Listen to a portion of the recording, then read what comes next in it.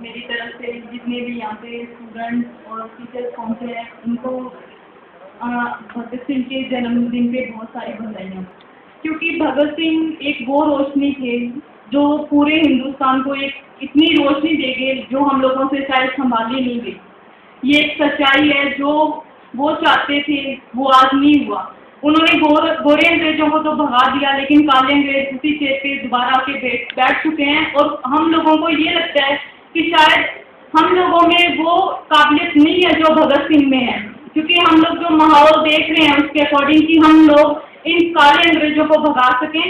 इसलिए हम लोगों को, मेरी ये सोच है कि हम लोगों को एकजुट होकर सबसे पहले जो जैसे भगत सिंह जी ने एक रास्ता चुना था उसी के अकॉर्डिंग उन्हीं जो नीतियों ने अपनाया था उन पे हम लोगों को चल के हम लोगों को ये काले अंग्रेजों को भगाने की ज़रूरत है, क्योंकि वो लोग जो चाहते थे वो कर गए, लेकिन हम जो चाहते हैं शायद हम नहीं कर सकते।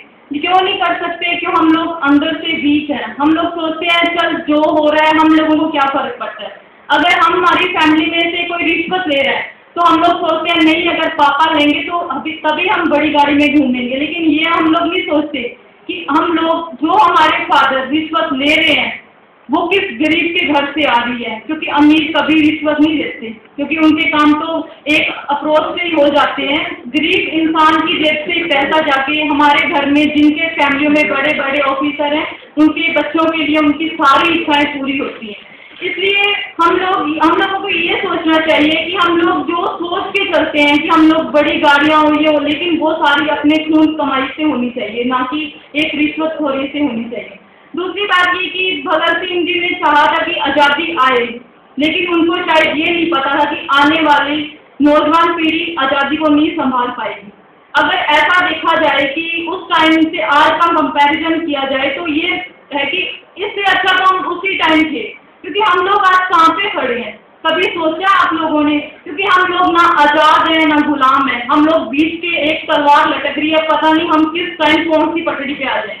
इसलिए हम लोगों को सोचना चाहिए कि अगर आज हम लोग इस यूनिवर्सिटी में पढ़ने के लिए आए हैं तो हम लोगों को ये कम से कम सोच के चलना चाहिए कि जो बुराइयां हमारे सामने हो रही हैं और जो हम लोग अनजाने में भी कर रहे हैं कहीं ना कहीं, कम से कम हम लोग एक एक इंसान अगर अपने आप को इन बुराइयों से और जो रास्ते पे हम लोगों को बनाना चाहिए तो मेरे को लगता है कि समाज सुधर जाएगा। अगर हम सोचें कि हम जॉब लेके पूरे समाज को सुधारने चले और हम लोग अपने आप को गंदा रखें तो शायद समाज साफ हो जाएगा, लेकिन हम लोग उसी के अंदर समाज की एक कड़ी गंदी रह जाएंगे तो फिर वही समाज दोबारा गंदा हो सकता है। इसलिए सबसे ज़्यादा पहले ज़रूरत है अपने आप को चेंज करने की। तीसरी बात है कि मोस्टली ये कहा है कि राजनीति है जो एक गंदी गेम मानी जाती है, जो कि थोड़ी देर पहले भी किसी ने कहा था। ये लोग हम लोगों ने धारणा बना चुके हैं, क्योंकि हम लोगों की सोच है कि हम लोग 5 साल के लिए जिस इंसान को एक गद्दी पे बिठाते हैं वो हमारी तरफ से ही चुना हुआ होता है, लेकिन बाद में हम लोग कहते हैं कि वो गलत हो गया। इसका मतलब कमी हम लोगों में थी ना, कि हम लोगों ने गलत आदमी को चुन लिया। इसलिए हम लोगों को पहले ही कोई भी इलेक्शन हो हम लोगों को ये चाहिए कि जो मान लें 60 साल के बाद रिटायरमेंट एक इंसान को दी जाती है तो उसके बाद मैं नहीं सोची कि उसको किसी कुर्सी का हकदार समझना चाहिए। जब रिटायरमेंट मिल चुकी है गवर्नमेंट के बाद तो उसको पॉलिटिकल किसी भी चेयर पे बैठने का कोई हक नहीं है। उसकी ये होनी चाहिए कि अगर वो जाएगा तो यूथ आगे आएगा ना, क्योंकि यूथ को तो नंबर ही नहीं मिलता। यूथ तो एक लाइन में लगा खड़ा है, उसको हर टाइम सोचते रहता है कि दो सरकारें आई हैं, एक सरकार कह देती है यूथ को यूज करती है, बाद में कह देती है जब मान लो चाहे कांग्रेस के साथ है चाहे अकाली है या किसी भी तीसरी पार्टी के साथ है, जब इलेक्शन खत्म होगी उनको जब प्रॉब्लम आती है वो कहते हैं नहीं आप तो अकाली के साथ थी, वो कहते हैं नहीं आप तो कांग्रेस के साथ थे। हम लोग यूथ खड़े कहाँ पे हैं? सिर्फ डंडे खाने के लिए पुलिस के खाते हैं और फिर घर पे आके अपनी माँ से गर्म पट्टियाँ करवाते हैं और वो रोती है। इसके अलावा हमारी कोई सोच नहीं है, हम लोग थोड़ी सी बात पे बिक जाते हैं, ये एक सच्चाई है। क्योंकि हम लोगों को ये चीज़ें छोड़नी चाहिए। हम लोग क्या कर रहे हैं, क्या खड़े हम लोग? वोट हमारा अधिकार है लेकिन इसको हम लोग गलत यूज कर रहे हैं। किसी एक रिश्तेदार के कहने पे नहीं हम लोगों ने इसको वोट डाल देनी है, जो कि सरेआम गलत है।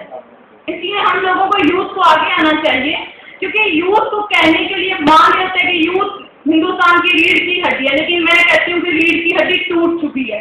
और शायद अगर ऐसा ही सिस्टम चलता रहा तो रीढ़ की हड्डी का ऑपरेशन होना भी नामुमकिन हो जाएगा और ये हम लोग काले अंग्रेज जो है ना, ये भगाने ही मुश्किल हो जाएंगे। गोरे तो किसी डर से भाग गए थे, उनको हमारी पावर के बारे में शायद पता लगा था कि हिंदुस्तानी जो लोग हैं अगर वो आए के आ जाएं तो कुछ भी कर सकते हैं, लेकिन ये काले अंग्रेज हमारे में से ही हैं और शायद ये कभी नहीं भाग पाएंगे क्योंकि हम लोग कहीं ना कहीं वीक हो चुके हैं। इसलिए हम लोगों को चाहिए कि हमने ये नहीं कि भगत सिंह का जन्मदिन मना लिया या शहीदी दिवस मना लिया, बाद में हम लोग वही बातें भूल जाएं। हम लोग मोस्टली ऐसे ही करते हैं क्योंकि सरेआम गलत है।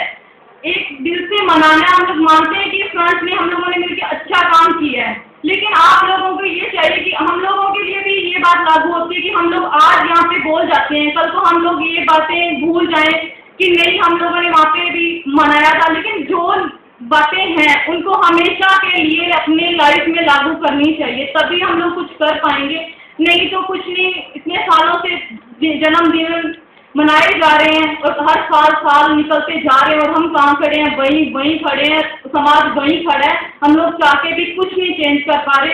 इसलिए आज प्लीज आप एक बार जाके जरूर सोचना कि हम लोग कहाँ खड़े हैं, भगत सिंह जी ने हमारे लिए क्या किया और हम लोग उनको बदले में क्या दे रहे हैं। अगर वो आज कहीं आके देखे ना तो वो शायद सोचते होंगे कि हम लोगों ने गलत किया। मैं तो यही मानती हूँ क्योंकि हम लोग उस धारणा पे बिल्कुल भी नहीं चल रहे। हम लोग दूसरों के आगे झुकना जान चुके हैं क्योंकि हम लोगों को सिर उठाने की शायद आदत भूल चुके हैं, क्योंकि हम लोग सिर कटवा सकते हैं लेकिन किसी के सामने सिर खड़ा होकर जीना सीखो, तभी कुछ मिलेगा, जैसे भगत सिंह जी ने किया था। नहीं तो कुछ नहीं मिलेगा। MA की गए डिग्रियों के लिए बेरोजगारी ETT के टीचरों की तरह चाहे टंकियों पे चढ़ना, चाहे आसमान से छलांग लगाना, कुछ नहीं मिलेगा।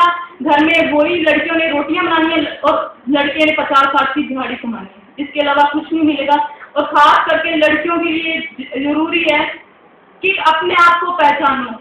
अगर यूनिवर्सिटी में 70% लड़कियां हैं लेकिन मेल फिर भी डोमिनेट कर रहे हैं हम लोगों को, क्योंकि ये चीज़ जरूरी है कि अगर हम लोगों में अगर यहाँ पे 70% लड़कियां बैठी होंगी लेकिन हम लोग इतने कमजोर हो चुके हैं कि हम लोग सोचते हैं कि नहीं, हम लोग हमेशा ही दूसरों के आगे झुकने के लिए पैदा हुए हैं। तो अगर हम नहीं सोचते हैं कि हम दूसरे के जुल्म सहने के लिए पैदा हुए तो हमें कोई नहीं ऊंचा उठा सकता।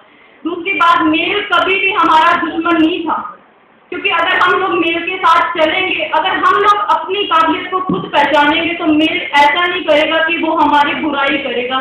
अगर हम एक कदम बढ़ाएंगे तो शायद मेल 2 कदम हमारे लिए बढ़ाएंगे, लेकिन हम लोगों को अपने आप को पहचानने की जरूरत है, अपने आप को आगे लाने की जरूरत है। Thank you.